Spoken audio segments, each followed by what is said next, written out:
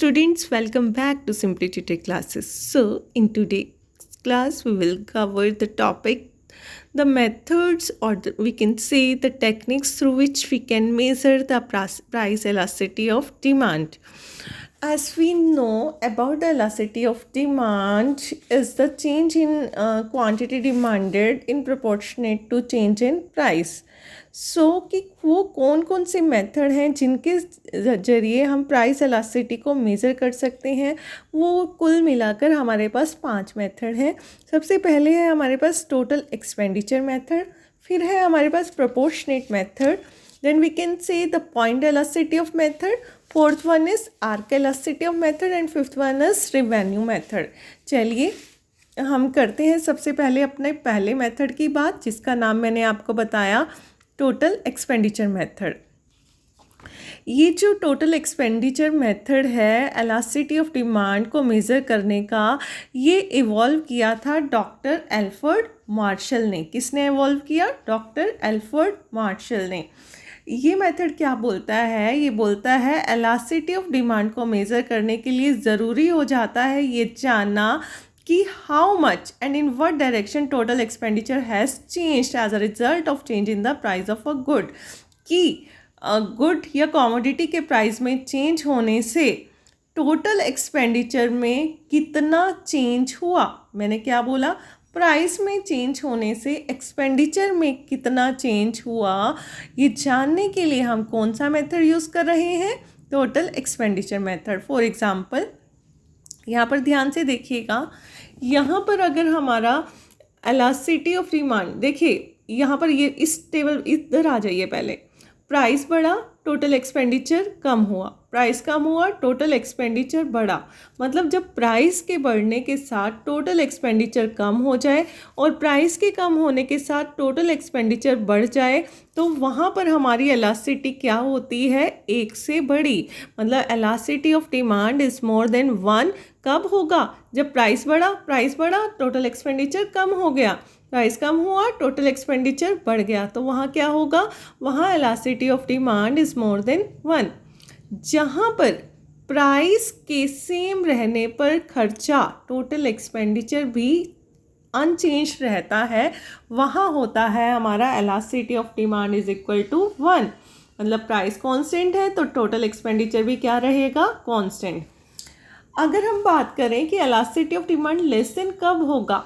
जब प्राइस के बढ़ने के साथ टोटल एक्सपेंडिचर बढ़े और प्राइस के कम होने के साथ टोटल एक्सपेंडिचर भी कम हो. अगर डायरेक्ट रिलेशन हो गया प्राइस और टोटल एक्सपेंडिचर का. कैसे?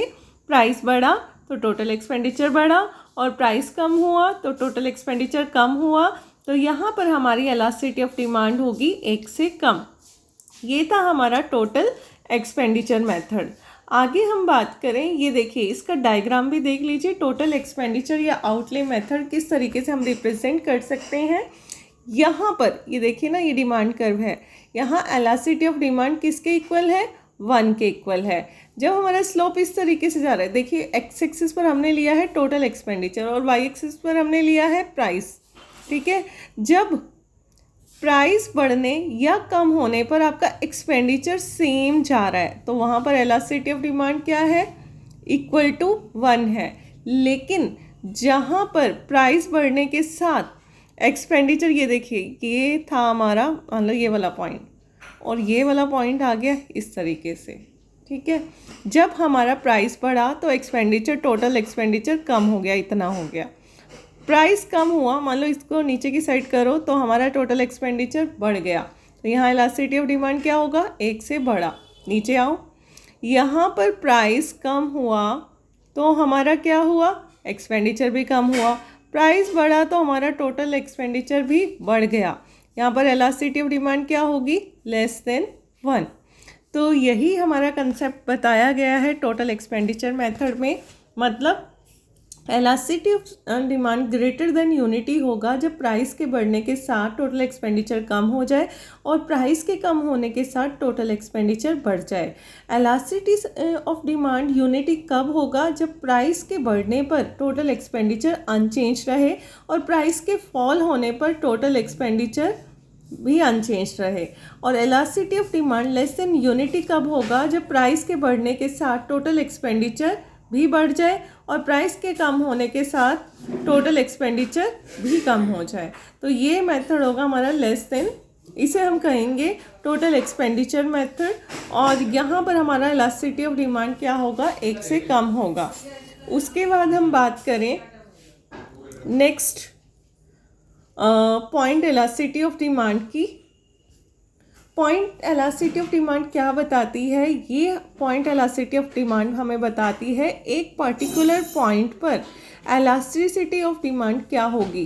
तो इलास्टिसिटी ऑफ डिमांड बताती है derivative change rather than finite change in price and quantity, कि कितना चेंज हो रहा है, कितना प्राइस में चेंज होने से कितना क्वांटिटी में चेंज हो रहा है, एग्जैक्टली यही बताएगी हमें अपनी price point elasticity of demand. यहाँ पर एक मिस्टेक है, थोड़ा सा इसे चेंज कर लीजिएगा। पॉइंट इलास्टिसिटी को हम कैसे मेज़र कर सकते हैं? फॉर्मूला होगा lower segment divided by upper segment. Confuse मत होना, यहाँ थोड़ा सा मिस प्रिंटिंग हो गया है, उसे आप रेक्टिफाई कर लीजिए। पॉइंट इलास्टिसिटी ऑफ डिमांड होगा, अगर हम डायग्राम के थ्रू मेज़र करें, लोअर सेगमेंट और अपर सेगमेंट। कैसे, मैं बताती हूँ आपको। यहाँ पर हमारा क्वांटिटी डिमांडेड है एक्स एक्सिस पर, वाई एक्सिस पर हमारा क्या है? प्राइस। पी पॉइंट पर देखिए, पी पॉइंट पर आप देखेंगे लोअर सेगमेंट क्या दिखा रहा है? लोअर सेगमेंट है आपका किसके equal? P N. Upper segment किसके इक्वल है? P M. आपको देखने पर पता चल रहा है कि both are equal, P N is equal to P M. Here elasticity of demand is equal to 1। अगर हम इस पॉइंट पर देखें, ए पॉइंट पर, तो यहाँ पर क्या होगा? लोअर सेगमेंट नीचे रखना है। लोअर सेगमेंट क्या है? ए एन बाय क्या होगा? M A. तो लोअर सेगमेंट क्या है? बड़ा है और ये छोटा है। तो बड़े को छोटे से डिवाइड करोगे, ऑब्वियसली कि मोर देन 1 आएगा, तो यहाँ इलास्टिसिटी ऑफ डिमांड 1 होगा। यहाँ पर देखिए लोअर सेगमेंट पूरे का पूरा पी एन हो जाएगा एम पॉइंट पर, और ये क्या पॉइंट हो जाएगा? 0। तो किसी भी चीज़ को 0 से डिवाइड करते हैं तो वो क्या होगा? इनफाइनाइट। आई होप आप लोगों को क्लियर हो रहा होगा। तो सिंपल पॉइंट इलास्टिसिटी में हम इलास्टिसिटी ऑफ डिमांड कैसे मेज़र करेंगे? यहाँ पर पॉइंट इलास्टिसिटी हमारा मेज़र होगा, फॉर्मूला हो जाएगा lower segment divided by upper segment. उसके बाद अगर हम बात करें आर्क इलास्टिसिटी की, तो एक बार आर्क इलास्टिसिटी पे आ जाइए। आर्क इलास्टिसिटी क्या बताती है? 2 पॉइंट्स के बीच में इलास्टिसिटी को हम मेज़र कर सकते हैं किसमें? एक फॉर्मूले आर्क के बीच में। जैसे कि ये आपने डायग्राम देखा, वही चीज़ है। एक्स एक्सिस पर क्वांटिटी और वाई एक्सिस पर आ रहा है हमारा प्राइस। ये हमारा बन रहा है क्वांटिटी डिमांडेड, ठीक है। तो यहाँ पर ए और बी को 2 पॉइंट्स जोड़ रहे हैं, ये आर्क को 2 पॉइंट्स जोड़ रहे हैं, ठीक है। तो ये हमारे 2 पॉइंट्स हो गए स्लोप के बीच के। अब ए और बी के बीच में हमने क्या देखना है कि कितनी इलास्टिसिटी है। यहाँ पर दोनों का प्राइस भी है, हमारे पास 2 प्राइस हैं, P1 P2, और 2 तरह की क्वांटिटी है। तो इलास्टिसिटी ऑफ डिमांड क्या हो जाएगा? Q1 minus Q2, Q1 minus Q2। यहाँ पर हमारा क्या है? Q1 P1 है कि क्वांटिटी 1 पर प्राइस कितना है, और यहाँ हमारे पास क्या है? Q2 P2। तो हमारे पास फॉर्मूला क्या हो जाएगा इलास्टिसिटी कैलकुलेट करने का? Q1 minus Q2 divided by Q1 plus Q2, multiply करेंगे P1 प्लस P2 और इसे डिवाइड कर देंगे P1 माइनस P2।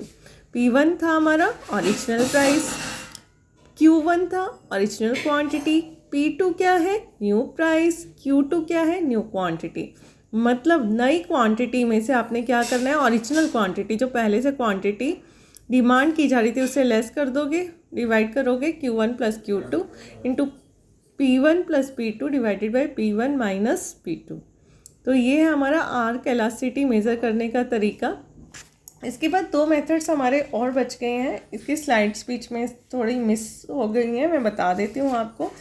एक मेथड बचा है हमारा प्रोपोर्शनेट मेथड, या फिर हम उसे बोल सकते हैं परसेंटेज मेथड। सुन लीजिएगा, जो नेक्स्ट मेथड मैंने बताया अभी अभी आपको, प्रोपोर्शनेट या परसेंटेज मेथड, तो यहाँ पर हम कैसे कैलकुलेट कर सकते हैं इलास्टिसिटी ऑफ डिमांड?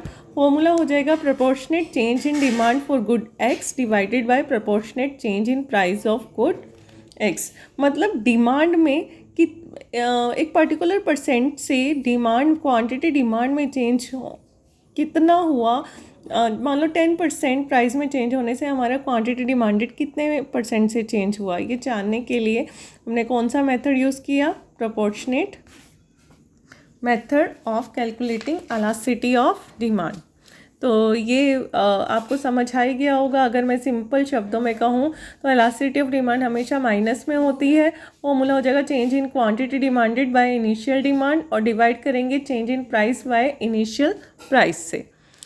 एक मेथड और बचा है हमारा, दैट इज, कौन सा मेथड बचा है अब हमारा, रिवेन्यू मेथड। अब रिवेन्यू, अब अगर हम बात करें लास्ट मेथड जो जिसे हम बोल रहे हैं कि रिवेन्यू मेथड हमारा लास्ट मेथड हो गया। अगर देखिए जो भी हम सेल करते हैं वो क्या जनरेट कर रही है, वो रिवेन्यू जनरेट कर रही है फॉर्म से। और अगर हम एवरेज रिवेन्यू को बात करें तो जनरली इकोनॉमिक्स में प्राइस के वो सिनोनिमस होता है। तो इलास्टिसिटी ऑफ डिमांड कैसे मेज़र होगा रिवेन्यू मेथड के अंदर, मैं यहाँ लिख देती हूँ। रिवेन्यू मेथड के अंदर आपका इलास्टिसिटी ऑफ डिमांड मेजर होगा, elasticity of demand is equal to AR by AR minus MR, average revenue minus marginal revenue. Marginal revenue क्या होता है, एक यूनिट एक्स्ट्रा बेचने से हमारा रिवेन्यू में जो डिफरेंस आएगा दैट इज आपका एवरेज रिवेन्यू। तो ये आपको क्लियर हुआ होगा कि इलास्टिसिटी ऑफ डिमांड कैसे होगा, AR, यहाँ लिख देती हूँ दोबारा से, वहाँ पूरा नहीं आ रहा, AR divided by AR minus MR।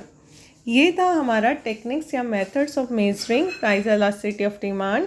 If you have any doubt you can ask your doubt by putting your question in comment box. Thank you so much for the class.